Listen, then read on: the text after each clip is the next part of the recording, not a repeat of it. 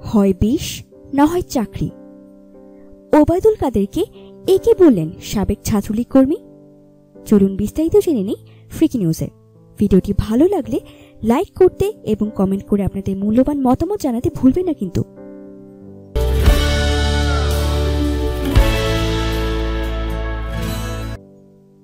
ছাত্রলীগ নেতাকর্মীদের অপকর্ম থেকে দূরে রাখতে আওয়ামী লীগের সাধারণ সম্পাদক ওবায়দুল কাদের বলেছেন, তোমরা অপকর্মে লিপ্ত হবে না, টাকার দরকার হলে আমার কাছে এসো।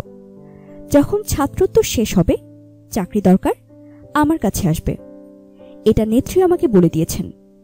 এমন কিছু করবে না যাতে সংগঠনের ভাবমূর্তি নষ্ট হয়। আর নেতার এমন কথার প্রেক্ষিতে চাকরি চেয়ে ঠাকুরগাঁও থেকে ফেসবুকে একটি খোলা চিঠি লিখেছেন রাজশাহী বিশ্ববিদ্যালয় শাখার সাবেক ছাত্রলীগ কর্মী মোহাম্মদ সাইফুর রহমান বাদশা। 2010 সালের 8 ফেব্রুয়ারি বাংলা বিভাগের শিক্ষার্থী মোহাম্মদ সাইফুর রহমান বাদশার হাত পায়ে রক কেটে দেয় শিবির ক্যাডাররা। বর্তমানে তিনি পঙ্গু। চিকিৎসাধীন সময়ে তাকে অনেক নেতা চাকরির আশ্বাস দিলেও বর্তমানে তিনি অন্যের জমিতে বর্গা চাষ করেন। তাই দলের সাধারণ সম্পাদকের কাছে এমন বক্তব্যের উদ্ধৃতি দিয়ে তিনি আওয়ামী লীগের কাছে একটি চাকরি পান বলে দাবি করেছেন।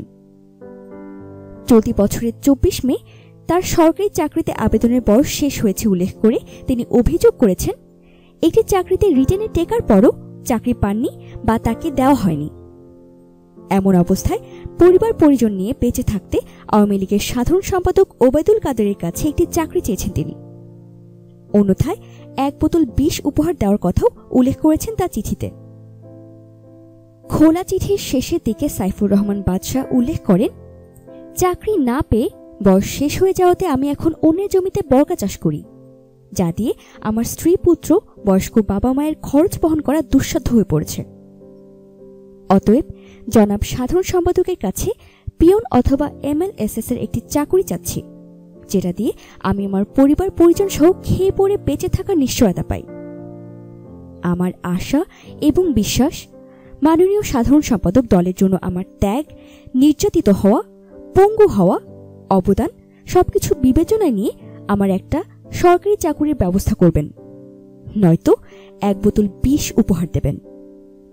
পড়াশোনা শেষে যোগ্যতা থাকা সত্ত্বেও চাকরি না পাওয়ার আক্ষেপ এদেশের হাজার হাজার তরুণ তরুণীর।